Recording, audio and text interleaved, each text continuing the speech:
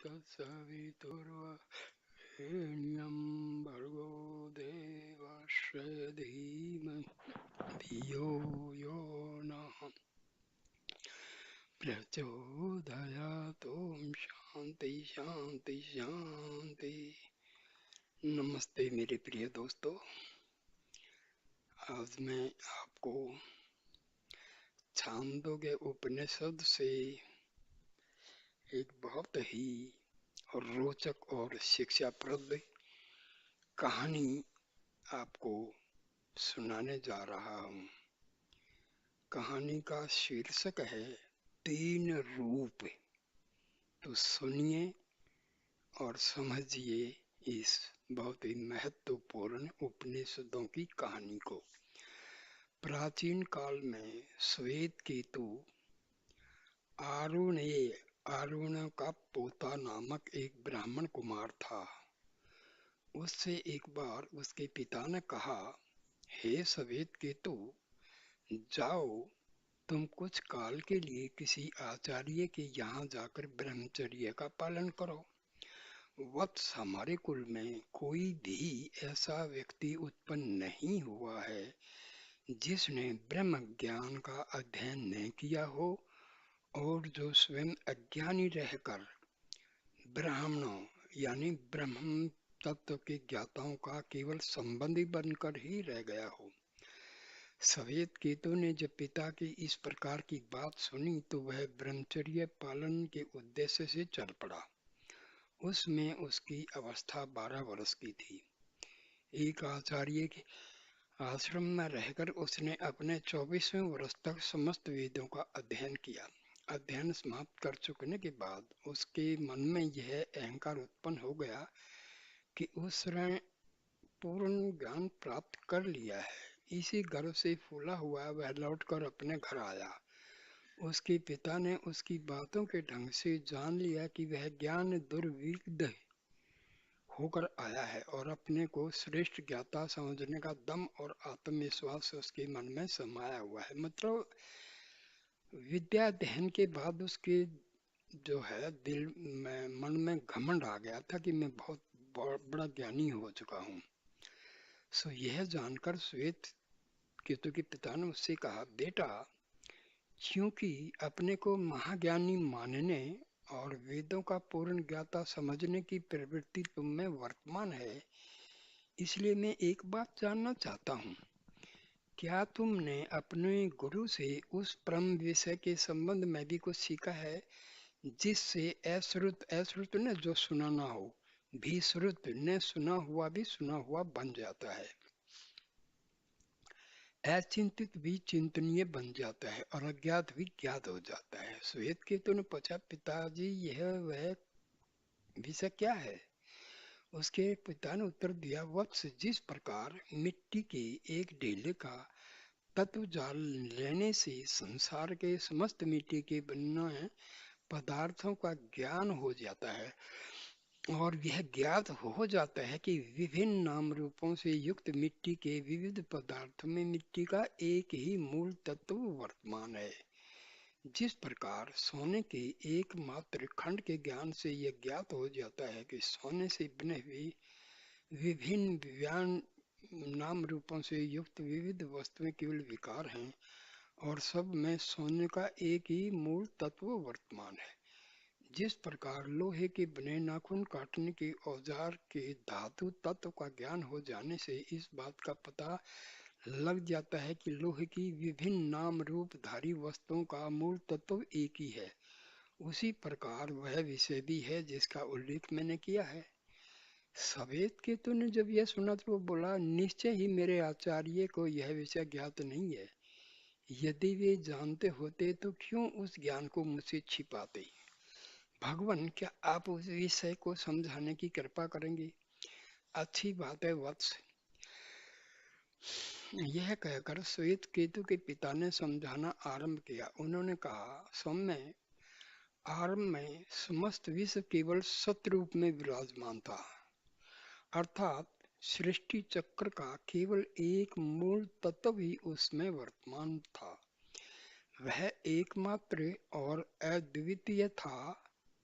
सृष्टि के समस्त बीज उसमें निहित थे और वह निर्गुण, निराकार, अव्यक्त और अनंत व्यापी रूप से स्थित था। कुछ दूसरे ज्ञानियों का कहना है कि सत के पहले असत वर्तमान था, जिसमें सृष्टि का कोई बीज निहित नहीं था, तथा उसी असत से सत की उत्पत्ति हुई। पर जो लोग ऐसा कहते हैं कि वे असंगत और असंभव बात कहते हैं, जिसमें सृष्टि का कोई बीज ही निहित न हो, उसे सत की उपाधि कैसे हो सकती है? इसलिए वत्स, तुम यही जानो कि पहले केवल एकमात्र और अद्वितीय सत्य वर्तमान था। उस सत्य ने यह इच्छा की कि मैं बहुत रूपों में व्यक्त हूँ। यह इच्छा उसके मन में उत्पन्न होने पर उसने तेज की सृष्टि की। उस तेज ने यह इच्छा की मैं बहुत रूपों में व्यक्त हूँ। उसके ऐसी इच्छा करने पर जल की उत्पत्ति हुई।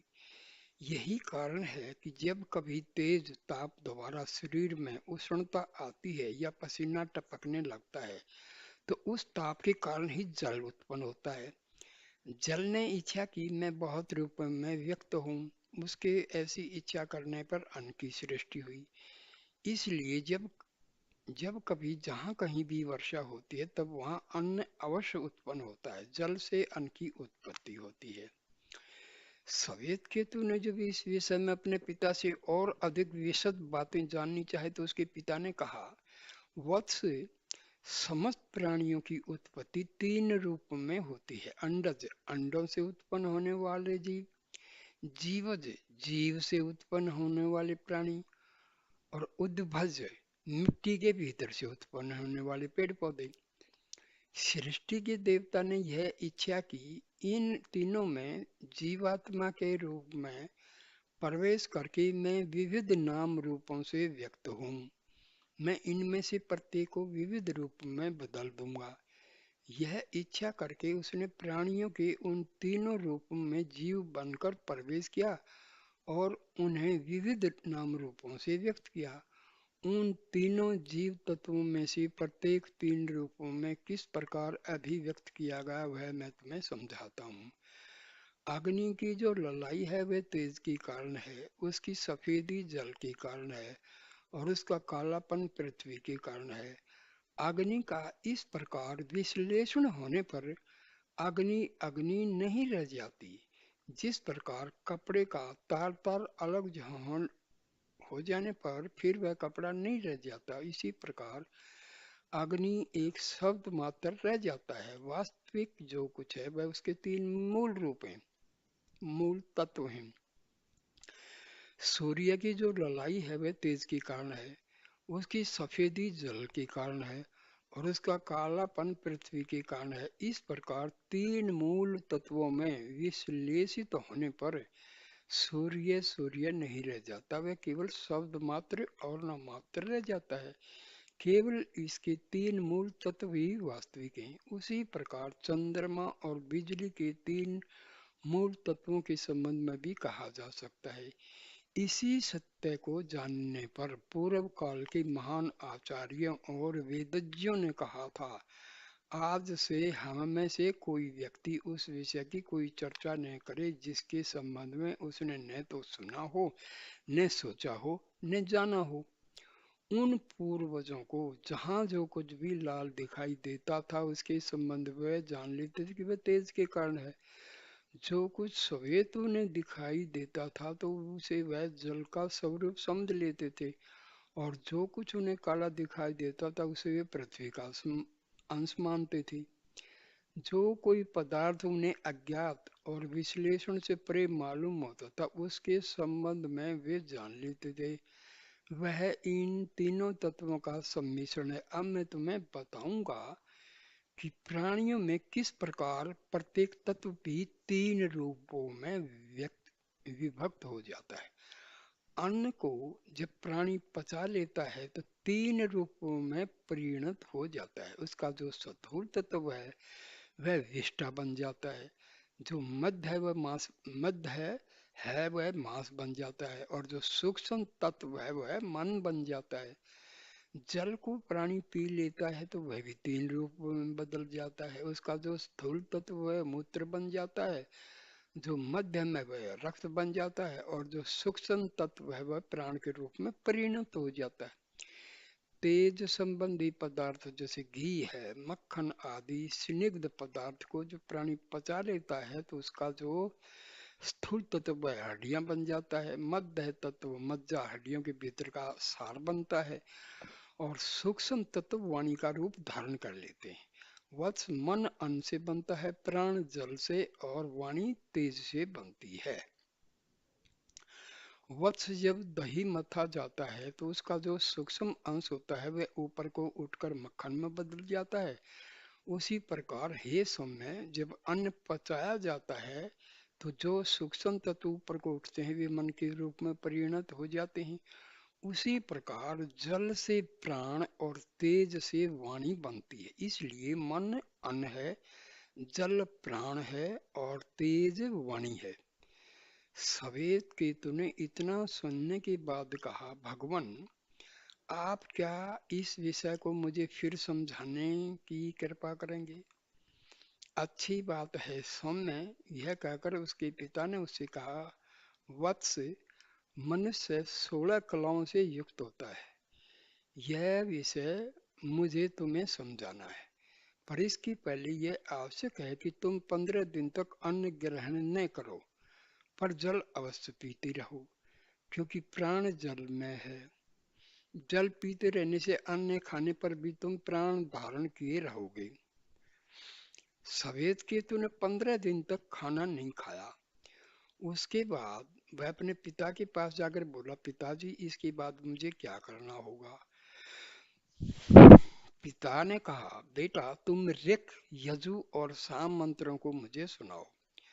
श्वेत केतु बोला, पिताजी मुझे तो इसमें इन तीनों में से किसी की भी ऋचाएं याद नहीं आती। तब पिता ने समझाया, सौम्य, जब एक बहुत बड़ी आग समाप्त होकर केवल एक चिंगारी के रूप में जुगनू के आकार में शेष रह जाती है तो वह अधिक ईंधन जलाने में समर्थ नहीं हो सकती। उसी प्रकार तुम्हारी 16 कलाओं में से केवल एक कला शेष रह गई है। यही कारण है कि वेदों की ऋचाएं तुम्हें स्मरण नहीं आती। जाओ पहले कुछ खा लो, तब मेरे पास आओ। श्वेत केतु ने जाकर खाना खाया और तब वह अपने पिता के पास वापिस चला आया। उसके पिता ने वेद से जो कुछ भी उससे पूछा उसने बता दिया।